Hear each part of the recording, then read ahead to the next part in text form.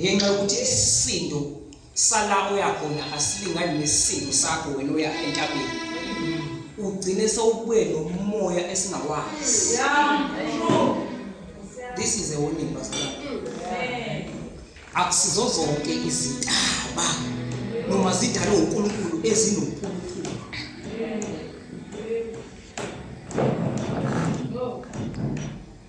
Because you need to understand that even nezangoma ziyakwazi ukulanda izinto zazo the same mountain. Kenzeka sithanda zentabeni eyodwa nezangoma.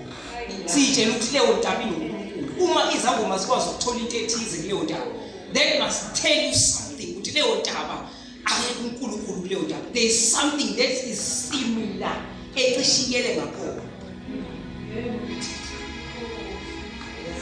Sibona ngama-result ukuthi hayi.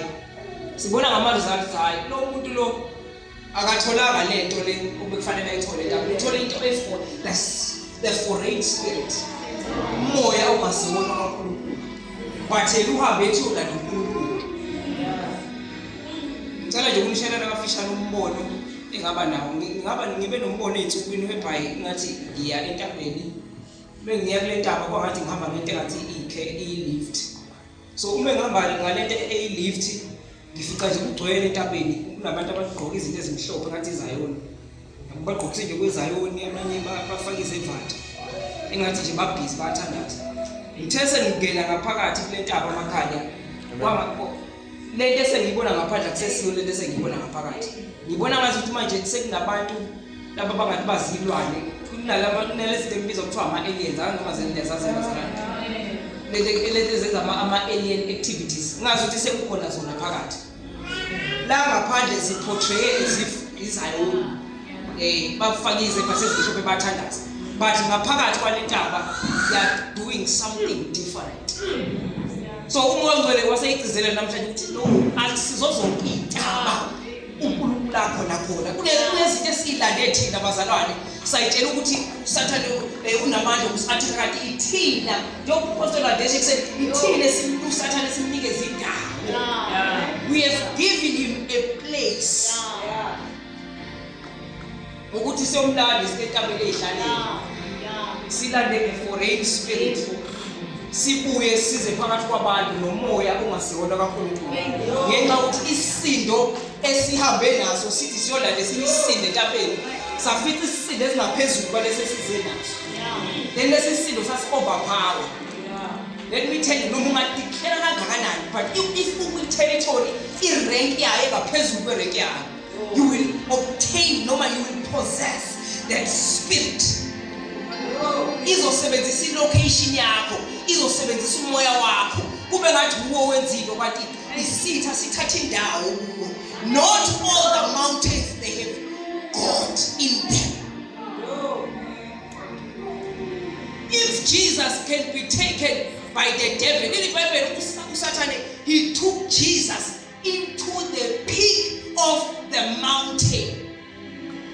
Satan wathatha uJesu wamisa on the peak, noma on the top of a mountain. A literal mountain is a literal location. Wamisa phezu kwentaba, bemfika entabeni.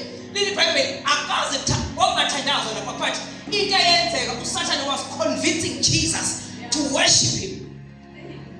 I-activity eyenziwa kuleyo ntaba ongayelwanga ukuyothandaza, but it was the mountain of conviction. Devil was busy convicting God.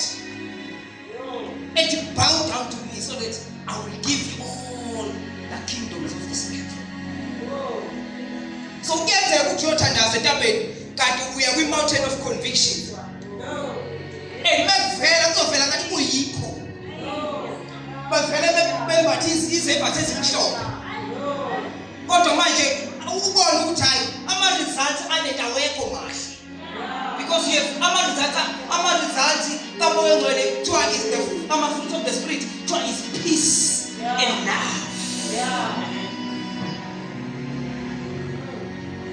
So this is a warning, bazana. Akusizo zonke intaba noma zidalwe uNkulunkulu ezine-presence kaNkulunkulu. Some mountains they have some things ezibukeka ngazo ukuthi ziyizo kanti akusizo. That's how the devil possesses an individual. That's how Satan engena umuntu. Ungena umuntu uyilethe wena uyihambise. Uthi omunye umzalwane because uzibona lento serious ize yalika nenye khona enye post ephose umuntu umzalwane ku Facebook uthi naye wabaya entambeni. Uthi entambeni yothandaza wabona igwababa elilodwa liza kuye yabona imphazamisa. Uthi uyalikhasta fire in the name of Jesus fire. Uthi wabona liyabaleka manje ethi yabona nginamandla ngoba seliyabaleka. Kanti akazi ukuthi siyolanda amanye. Uthi emebuya kwesebe emaningi. Uthi azahlwitha isikhafu sakhe esigqokile wabaleka. Uthi waba ne-stress uthi later then uMongcwele wamtshela ukuthi le ndawo ukuyona irank ayingaphezulu kwakho.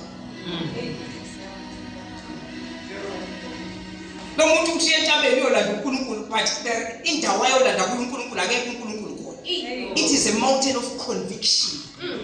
Wayothole into instead of uNkulunkulu abuye ezendlini ayisabalalisa. Yileyo nto sibangaye egcwele ebandleni emzimbeni kaKristu.